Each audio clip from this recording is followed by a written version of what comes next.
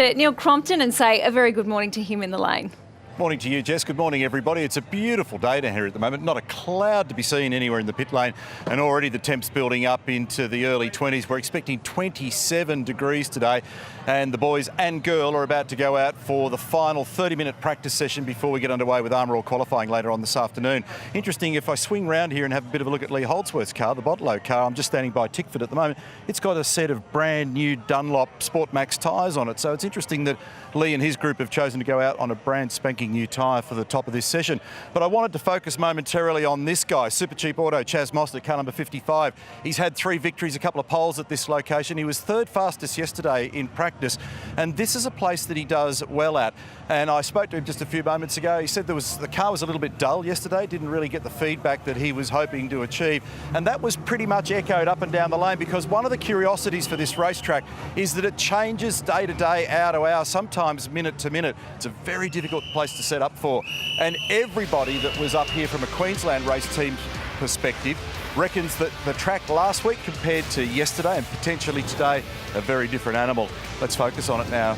Information provided by Virgin Australia. It's 3.1 Ks, it's 6 turns around this place, and it's a weird combination of circumstances because you've got very fast corners through turns 1 and 2. They're good for around about mid-corner speed of 150 odd kilometres per hour. Top speed here is 250 Ks down the back straight, but the 2 slow corners at 3 and 6 are exactly that. They're second gear, they're 80 odd kilometres an hour in the mid-corner, and it's a real challenge to set up for those 2 very different combinations. Little bump on the run in towards turn 1. That seems to get worse year on year. And 1 and 2 are so demonstrably different in terms of their turn personality. Then the back straight, 250 Ks. Slowest corner down here at turn 3. Cars turning to the right, loading up the left side for about 8 seconds. Nice passing opportunity down the inside of turn 4, and we saw some wild stuff here last year. And as the team have been talking about, there's been a number of changes to the curbing around this racetrack as well in all of these corners, and especially here at the final one at turn 6, which is also 80 kilometres an hour in second gear. Have a look at this for a view. It is a gorgeous Queensland day. We love visiting this part of the world. We're about 40 odd Ks to the west of the Brisbane CBD, and already there's been an enormous crowd building up to witness supercars this weekend. We've got 120 kilometres of racing to come this afternoon. The Avis Drone Cam. It's an awesome shot, but I can tell you, they can do with a drop of rain out here at the moment. Then tomorrow we've got 200 kilometres of racing. We're looking forward to it. So this is a vital session. They all are. Kilometres are precious in the Virgin Australia Supercars Championship, and the cars get underway. And the form yesterday, Scott McLaughlin, had a quick word to him and his engineer.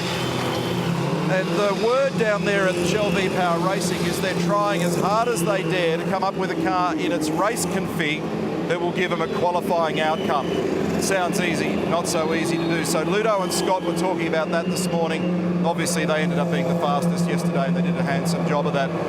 One of the interesting things will be to see whether or not the Red Bull Holden racing team can respond today. JB Whincup said last night that they were really in struggle street with car number 88. Shane Van Gisbergen was tremendously strong here last year, so the expectation is that he should be able to grab something by the scruff of the neck and get a result. But what about that job yesterday for Todd Hazelwood and Matt Stone Racing? They did an awesome job to be able to sneak that thing along. There is Shane Van Gisbergen on screen. I'm wondering now, I'm still standing inside the garage at Tickford, whether or not all the Lee was going to do there was actually road a set of tyres and bring those Dunlops back in. So that's the view on the back straight. You can see Hazelwood starting to work some temperature into those tyres at the moment as he gets up into that braking area. One of the other things that we really love about this racetrack is that it demands absolute 101% commitment at every last millimetre of it. So we see people make mistakes here. We saw a bunch of them yesterday. Whincup went off at turn 4. Van Gisbergen went off at turn 4. Tim Slade went off in the early practice session down at turn 3. And there is Todd Hazelwood, who, as Mark Scaife described before, did an awesome job being able to put that car at the top of the pop charts in terms of the whole runners. And anytime you're in front of the Triple Eight Race Engineering Group, that you're doing a good job. And Will Davison, just had a word to him on the pit lane before he went out. That car rolled out beautifully yesterday. He feels they've been making steady progress. He's threatened to be on the podium this year many times, Mark. He's got a string of 4th placings to his name. Wouldn't be at all surprised to see that Milwaukee car up there this weekend. Yeah, I agree, Neil. Good morning. It is, from a driver's technique perspective, a place that does suit Will Davison. He likes to brake the car hard. He's got very nice braking technique. And a lot of the braking modulation at this place comes from, we've heard the drivers say, through the course of the weekend about the phasing of the brakes and the way that you apply yourself to each of the braking areas. So when you first hit the brake, you want to maximise the retardation and stop the car as hard as you can whilst the aero is high. And then you've got to try to forecast in the middle of the braking area how much stopping you've actually got being done.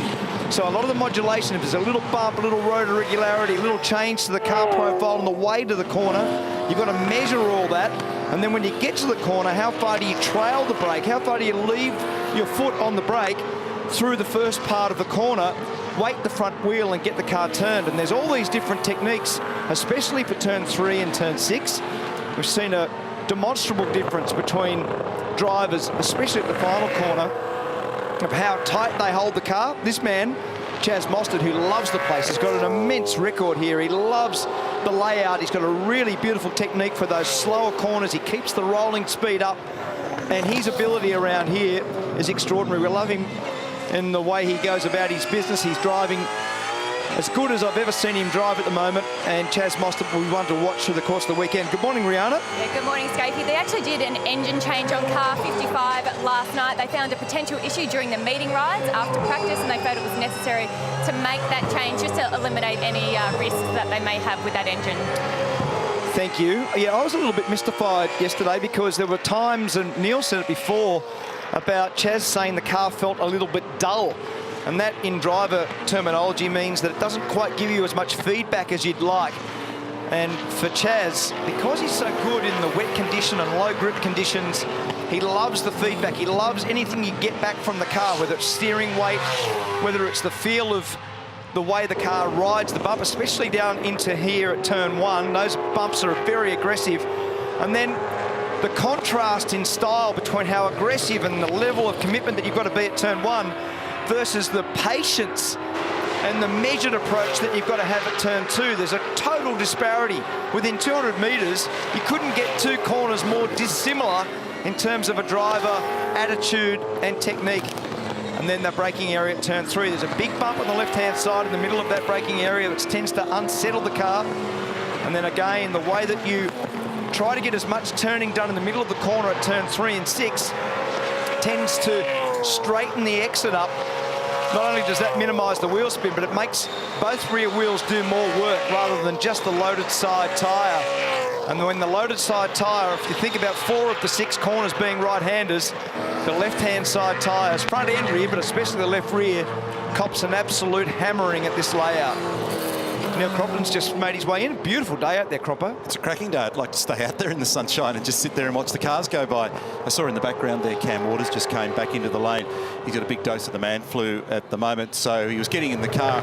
We did some sign language. I went thumbs up, in between or down. He kind of went up with a bit. Oh. So I think he's feeling a little bit better day on day, but he went to see Dr. Carl early in the weekend, the supercar medical delegate, and he's just picked up a lurg on the run into the weekend, and that hasn't helped the cause. I was curious to see these fellas roll out on a shiny tyre earlier. I didn't actually get the eyes up to see whether they came back in and took it off at the end of the first couple of laps just to scruff the surface of the tyre prior to later on today. That might have been the aim of the game, but normally you don't run out on a brand new tyre at the top of the session because you don't want to burn it if you've made a mistake with the setup of the car or the conditions are very different day on day.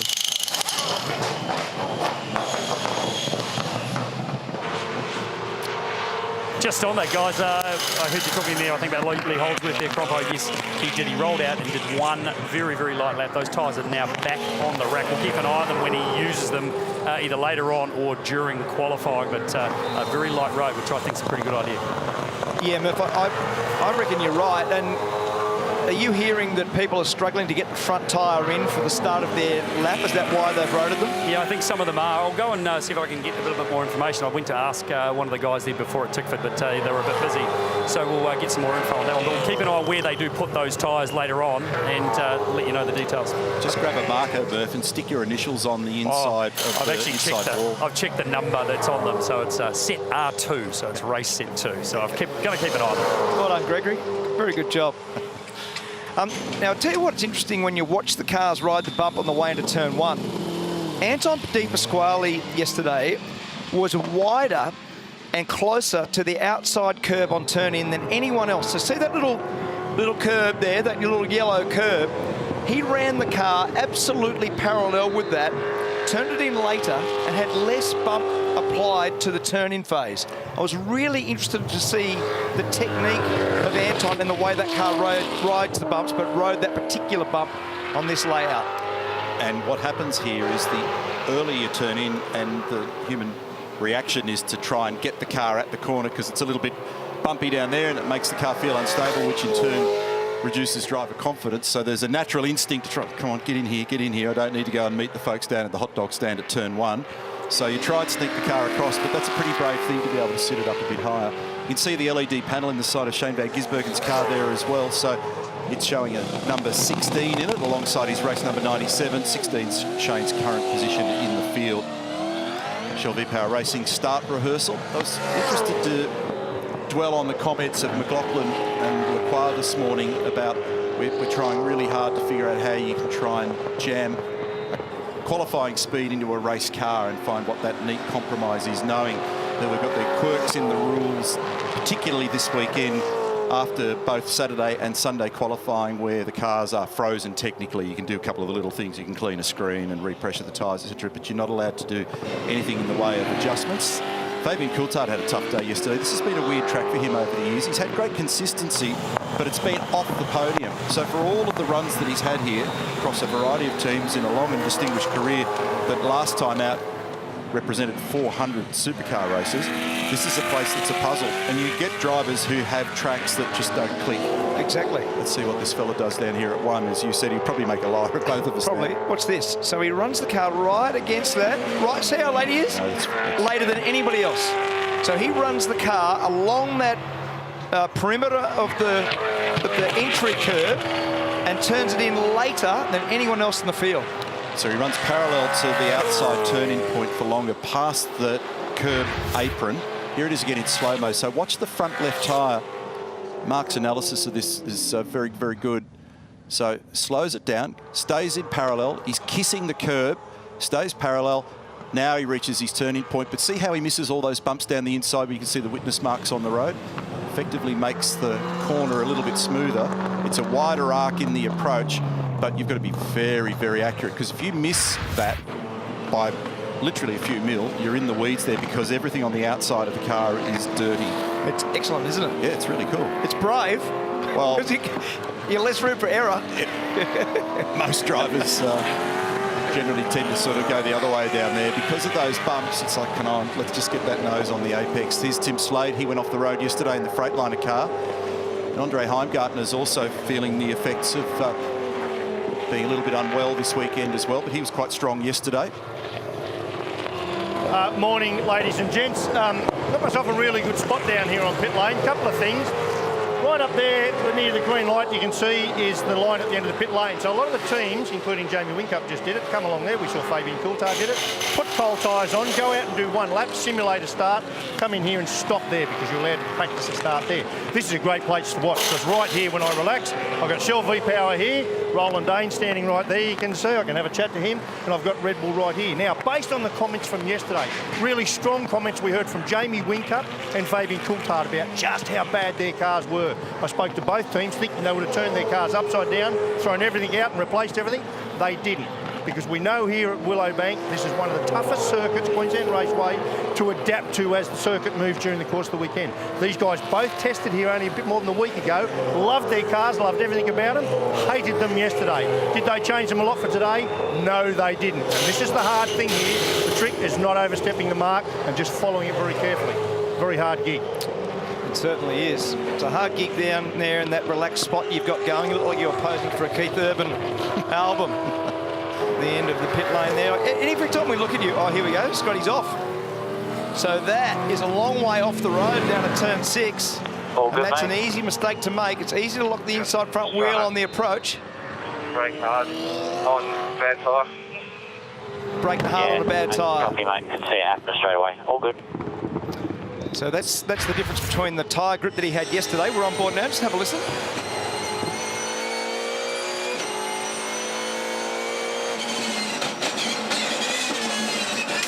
Never looked like making the corner. So that's exactly what I was talking about when I was down in the lane before. But one of the things this place induces you to do is try and find that extra millimetre under brakes all the time. And when you do overstep the mark, there's nowhere to go.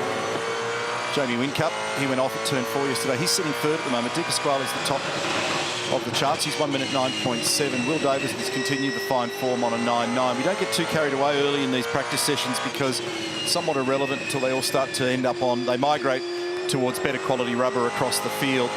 So Di Pasquale, Davis and Whincup, a lot of understeer evident in Whincup's car through turn 2 that time. This is about 250 kilometres an hour, wind dependent, and corner exit speed. Balance still feels the same. Was that the comment that I half picked up in the background? Yep. And that balance was nowhere near good enough. That's quite a lot of understeer at turn 1 and 2, but really bad at turn 2.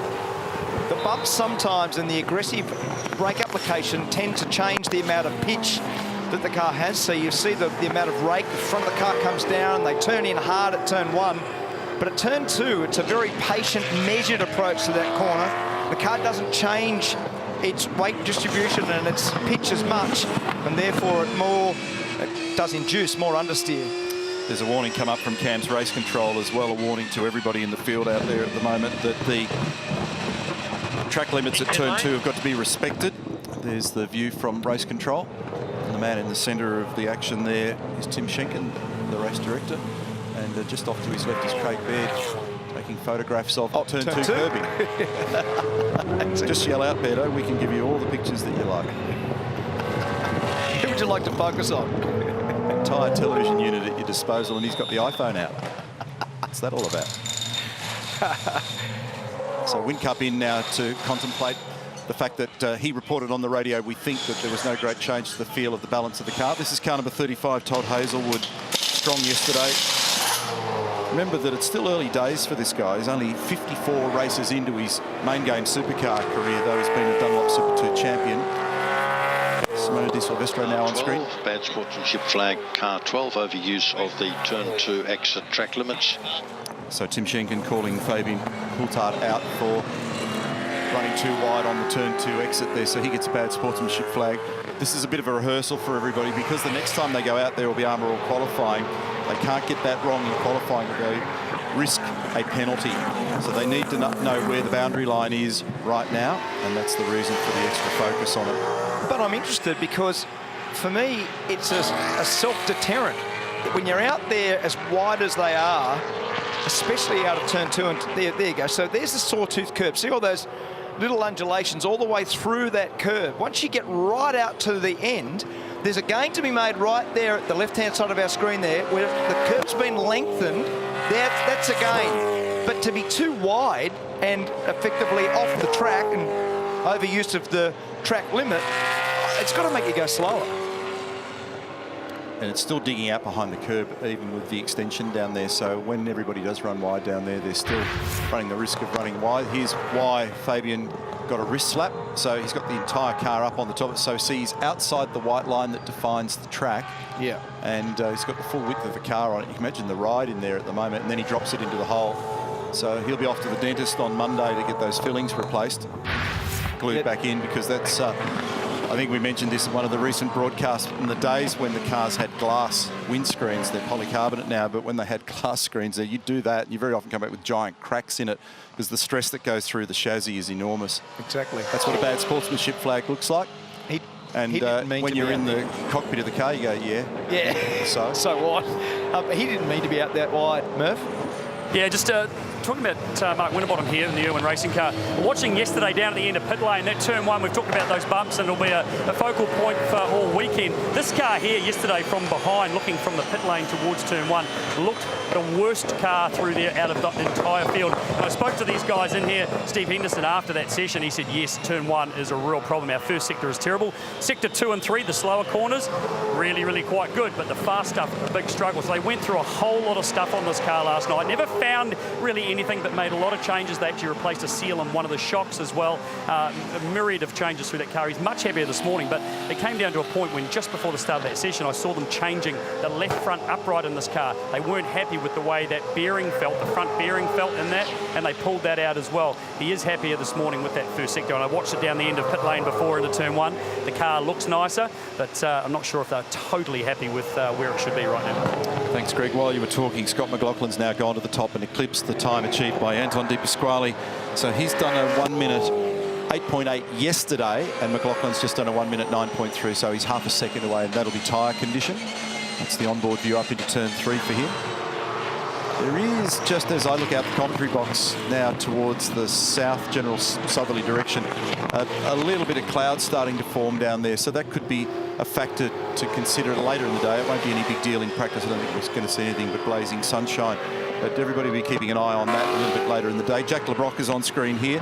He's had a Formula Ford win here. He's done very good in Super 2 over the years. And he was a strong rookie contender when he first arrived on the supercar scene. He's put down the order in the championship this year in the truck assist techno entry.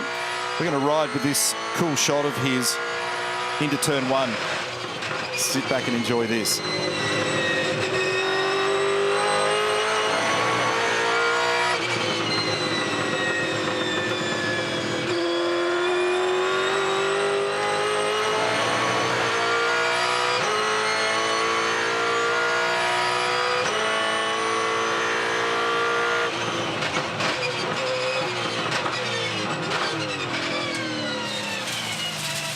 That's not in the script. Well, it's given you a look at the sand trap that I've never seen before, Neil.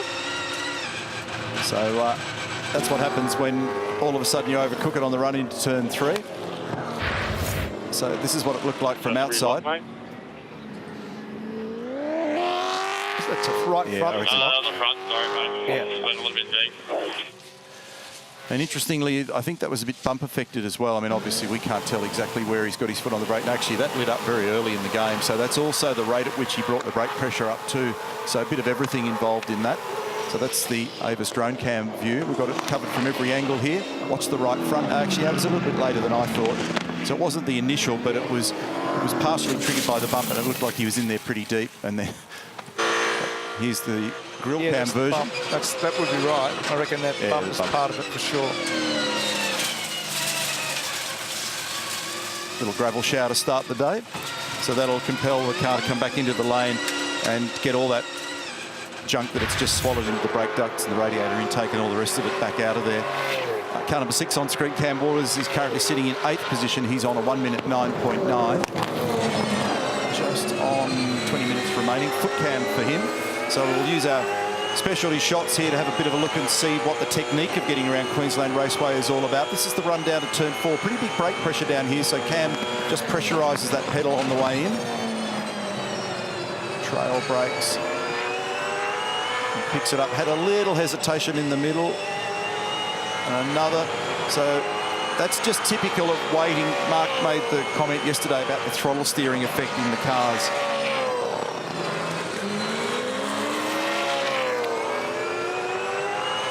Doesn't look that nice. No, he's having to wait a lot in the mid-corner, isn't he?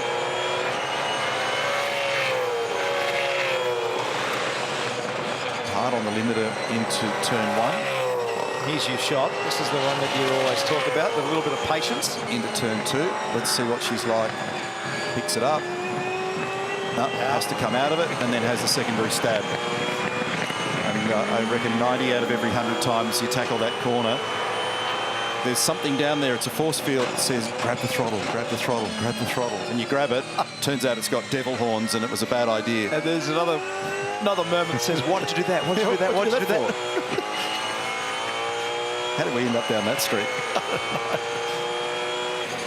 But it's true, isn't it? That's exactly the sort of thought process. You're constantly fighting yourself on the output and the coordination of the workmanship, and you're trying to coordinate with the machine in the varying track conditions. And that particular corner, I think that's one of the toughest corners on the tour.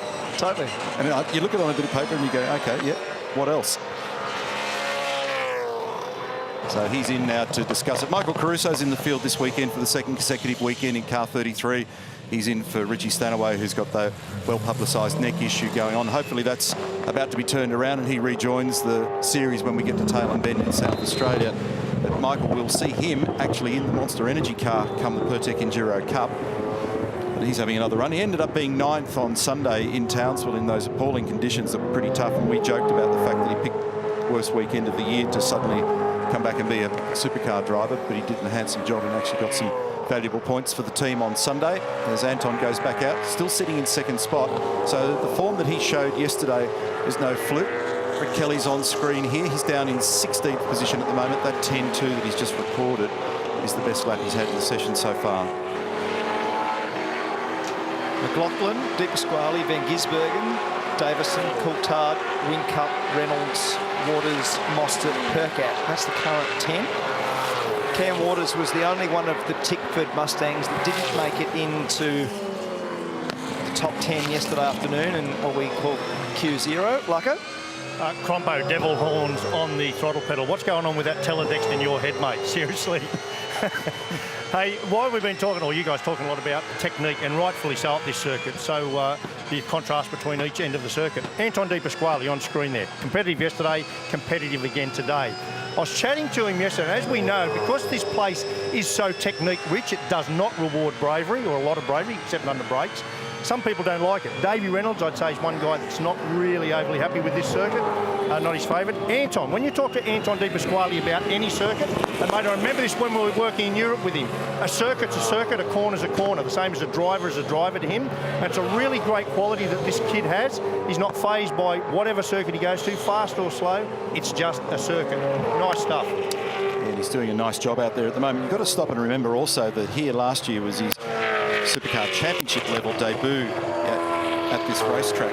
He ended up coming home 26th and 16th.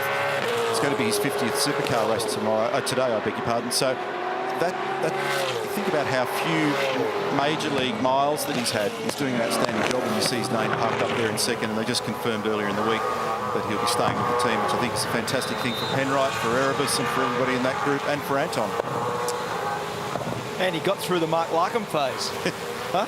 Escaped. If you bounce out of that, you're still going good. You're pretty special. McLaughlin, De Pasquale, he'll come back at you. Then Van Gisbergen. James Courtney is now moved up into 4th position. He's come up 20 spots. The Apex drone cam gives you a pretty good overview of the shape of this racetrack. One of the things that I didn't realise, you can actually even see our little commentary box there hiding in the background at turn 6, because we can look out the window here, and the entry to turn 6 is a lot lower in elevation than the exit of turn 6, and I've never really picked up on that before. It's a good couple of metres different in height. Yeah, we talk about there not being much elevation change, but there actually is more than you think, and that does change the characteristic of those particular corners, as you can see there. So the elevation from the start of the corner through to the back of the corner. On that lap that we watched, Anton, that was his fastest lap of the session with a 9.73. So he's still 3.5 tenths away from McLaughlin. There'll be a difference in the phasing of the tyres and who's used what tyre at what stage. Courtney's now come up to 4th. Their speed yesterday was very ordinary, and they were working hard on those cars. We're on board now with Van Gisbergen. Yeah, it stopped. He didn't quite. He ran past the corner a little bit too far, missed the initial apex and missed the second apex. Forever and a day, that corner marshal post on the right-hand side has been pretty much the visual reference there, and it was again for Shane. Nice balance through 4. It's just teetering on the breakaway in the rear a little bit. Pretty neutrally balanced through turn 5. Courtney, by the way, that you just made mention of, who did move up. It's the lap record holder. He did it here last year. Remember, he tangled with his teammate Scott Pye at turn 4, lap 1 on Sunday. Doesn't look too bad. He just hooked it on the rev limiter a bit, getting it out of 2nd into 3rd. Because the cars are sliding a bit there. There's a bit to do in that spot. What's it like on the bumps? He's not going up to 6 today. He was flicking a gear there yesterday, but he left it in 5th. De Pasquale, sorry, Neil, went slightly faster again. So Courtney did the 9.77, and De Pasquale went from the 9.73 to a 9.67. So the second lap was slightly better for him. Time remaining now is about 3.5 minutes in the session. Bad sportsmanship flag for James Courtney, also exceeding the track limits at turn 2. He's on a 9.7 at the moment. He's 4 tenths of a second away from McLaughlin.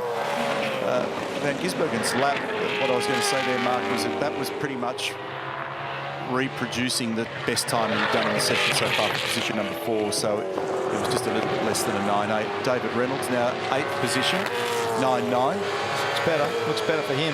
Yeah, I think you'll start to see the evidence of a bit more grip in the cars thanks to the Dunlop tyres. They'll get younger or even new tyres on in some cases. So he looks pretty fast there at the moment. 23.6.7 for him in the first sector is only 5/100ths slower than McLaughlin in the first sector.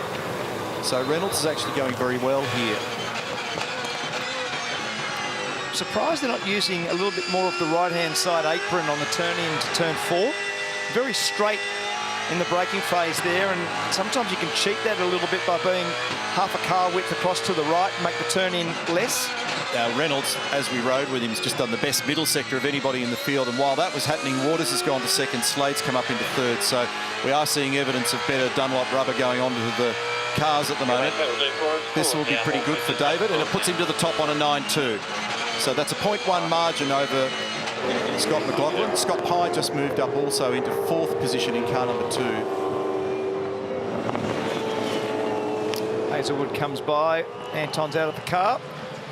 Done a pretty good job again, Anton. From the time he wheeled the car out yesterday in P1, it's looked pretty strong. And that was the comment straight away. What do you think? This young man, remember, was the fastest of the Commodores yesterday, Todd Hazelwood. Now warming the tyre up in behind is Scott McLaughlin, so this will be a better set for Scott just to finish this session off. So they're timing McLaughlin's run to be right at the end of the session. So he's down in turn 3 at the moment, just over 93 seconds remaining in the session. He'll clear the control line at the start-finish line for one more lap. We need to keep a bit of an eye on that. Remember, he got into the high 8s yesterday afternoon. Slightly different conditions, though, out there by comparison to yesterday afternoon. Waters sitting in 3rd. He's on a 9.5. He's 0.2 second away, I beg your pardon, from David Reynolds, and he's a 10th slower at the moment than McLaughlin, who's about to cycle into another run. Holdsworth just jumped up into 7th position. Van Gisbergen's back in the lane. He's now down in 8th. Courtney's in 9th. Actually, Shane's just gone out as I speak. So they're also timing a run at the very end for Shane. Hazelwood just came up into 7th position, so there's a bit going on out there at the moment.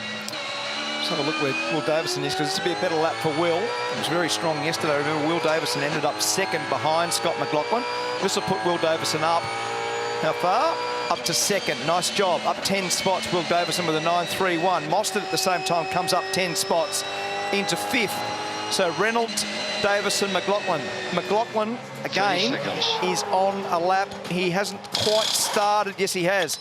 So 23.62 first sector, plays a 23.64 on this lap. So slightly slower than his best sector 1 so far. Exceeding the track limits turn 2 exit. Holdsworth on screen here is 10th at the moment in the Botlow entry. Another bad sportsmanship flag, this time issued to Macaulay Jones in car number 21 for using too much of the road surface and the extended curve at turn 2. Where did Lee drop in then? So he pretty much did. In fact, that was his best time of the session. So we jump back on here with McLaughlin. Just jumped sideways a little bit on the exit of turn 6.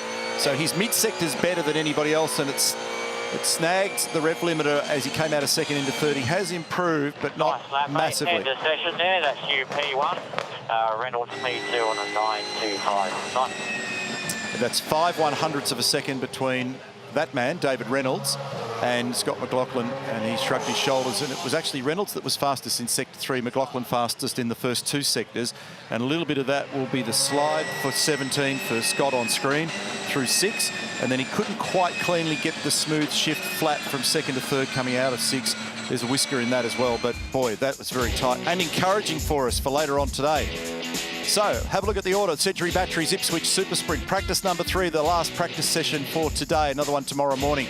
McLaughlin over Reynolds. Ducks of the Tickford class is Will Davison. He's been doing very nicely. Followed by Mostert, Waters, Hazelwood again, Strong, Pye, Slade, Di Pasquale and Holdsworth.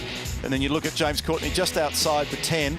Once again, the Red Bull Holden Racing Team cars have got a battle on their hands. Van Gisbergen's down in 14th position. Jamie Whincup is down in 18th position. And then on the final page there, Jacobson, Golding, Jones, who copped the bad sportsmanship flag, and Jack LeBrock. Mark Larkham. Yeah, Danny, just going to grab a chat with both these Penrite Racing Team drivers. Well done, mate. Well, not anymore. You were P1. P2's acceptable. I hate to tell you, there weren't a lot of guys and girls put on green tyres there, maybe as many as we thought. Still, looks strong, mate. Yeah, you'd think so, but I'm not really 100% happy with it. Like, even though we were second, it didn't feel that competitive. But you know, we'll have to wait till the next till qualifying to find out where we really sit. But you know, we made some changes overnight, and I wasn't really happy with it, but we had to stick with it. But we made some changes during that session that improved the car. So hopefully we can make the best of both worlds. We had the car we had on Friday with the changes we did then and go forward. Dave, in layman's terms, because you're very good at layman's terms. No, but you're now the third driver, so Mostert, in fact, fourth. Wing Cup, the Coulthard, now yourself, have all set good times today and yesterday and then said, car's not really good. Yeah. What is that? Why is that? Why is that? I think it's Ipswich. Like, you know, me and Ipswich, we're not really good friends. We're working on it, but we're trying to be better. Layman's terms, thank you very much. I'm going to try and just grab Anton. You can see he's been quite animated with your car there, mate, what it's doing. I just said, which we said in the telecast earlier, Dave's not a big fan of this place. To you, it's just another circuit, right? But it's a hard one. It's technically very heavy. Do you like it, hate it, in between? What are your good and bad bits here? I love every racetrack. Like, I'm not a lover or a hater, but yeah, it's hard, you know. I think any track you go to is pretty hard racing the dudes we're racing. So they've all got the challenges, and here you got high speed, low speed. There's a bit going on. So, but yeah, our car seems to be okay. We're not really too stressed. But sort of see how we finish in qualifying, and then end of today, and then see how stressed we are by the end. Mate, can I ask you not to put too fine a point on? Looking at Betty's comments during the week, here you are again, fast. We see a lot of it. You're still very, very young. Do you feel like there's still a little bit more of I guess, maturing in this field to start to turn the speed into results? Because for me, you're quick, but it's very early in your career still. And I don't sense that you sense that. You just want to go and win the next race. Yeah, I want to win every race, but obviously that's not a possibility. I mean, it is a possibility, but it's not something realistic at the moment.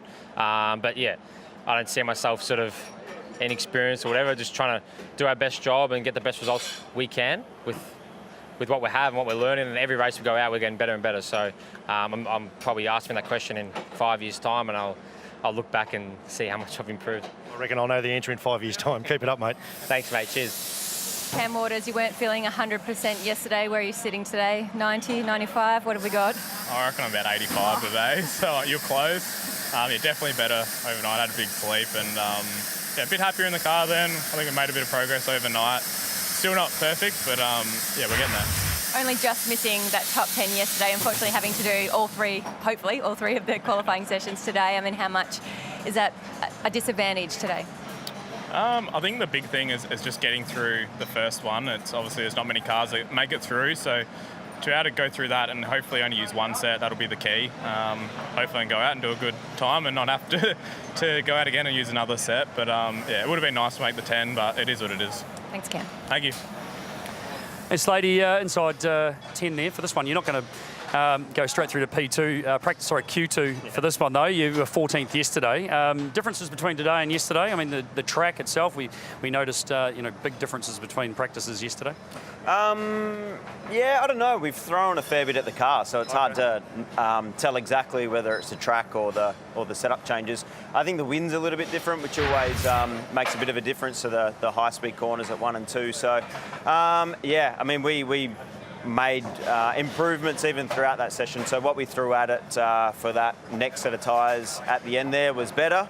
But yeah, I think qualifying is going to be even different again with more solar, probably greasier conditions. So it's a bit hard to carry over stuff you learned from this session. Confident though? You think you're in better shape now than you were yesterday to throw some tyres on? We're in better shape, but I wouldn't say confident. There you have it. Not quite confident. Thanks, mate. All good. Chaz Mostert, top 3 yesterday, but your comments probably didn't reflect what the speed showed in the car. Are you happier today? Nah, still a bit of a question mark there. I think, for our biggest problem is just track feeling at the moment, but yeah, throwing a lot of things at the car, try and make it better, but just still with the same issues. So look, it's good to be 4th up in that top 5 with problems, I'm sure. It's probably a bit more track-related and everyone's feeling the same thing and chasing the same thing, but still a couple of cars in front of us doing a better job than us, and we'll just keep trying to chase them. Just give us a bit more of an understanding of what you say when you don't have a feel of the car. Yeah, it's just a lack of grip. You know, you go to tracks like Townsville, and which are street circuits, which generally don't have as great a grip. And the grip that I had in Townsville compared to what I have here this weekend is, I had a lot more going on there. So, yeah, look, the car's not miles away from there.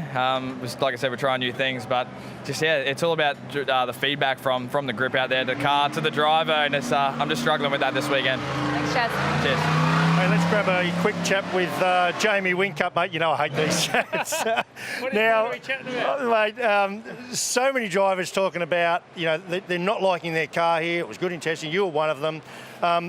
But they're punching out of time. You didn't just then, and I'm sure you didn't put tyres on, but you're better than 18th even without tyres. Mate, you're better than 18th with your discs. What's lacking today, mate? So pretty strong words you said yesterday, not happy with the car where you're at. Yeah, we're not 100% happy. For sure, there's a lot to come in the car, but no, a lot of that's tyre related. Like I was P3, sort of there or thereabouts in the middle of the session, and then everyone put tyres on at the end. So we're not lighting the, we're not firing. We're 5th to 10th at the moment. So yeah, we'll try to improve the car, but we're certainly not 18th. And from Jamie Whincup sitting behind the steering wheel, mate, what is it, again, for people at home, what is it that you want the car to do? Does it not stop well? Does it not accelerate? Does it not turn into a corner? What does it not do if you could pick one thing? Yeah, well, hey, it's a crazy thing what the rubber does. You come here on a test day, and although there's we team up with Team Penske, so the 4 cars are going around trying to clean the track up as much as they can, trying to make it as similar to a race mini as possible. But when you got 28 cars and the development series and the whole lot, the rubber lays down and the car handles completely differently. So we're now tuning. The car was great at the test day. Now we're trying to make the thing go on the rubber. And generally, when there's more rubber down, the rear of the car wants to sit on the rubber, and then it just doesn't want to turn. So we massively need to get more turn in the car. No doubt, something about that sits squarely against where and how you like to drive the car, because it differentiates up and down the pit lane, the severity of that. Yeah, you can adjust the rear a little bit with the throttle and the brake, but the front, when you turn the steering wheel, you've got to get that front to turn, and unfortunately it's not doing that as nice. But we've got time now. We're only practice. We've got time now before quali to get a bit more front back in the car. Thanks for the good heads up, mate. Thanks, mate. Cheers. So the overwhelming feedback out of pit lane is there is still more work to do. I don't think anybody sounded entirely happy after that session. No, there was a bit weird, wasn't it? Even Scotty McLaughlin, who was obviously very fast, went off the road. And we don't often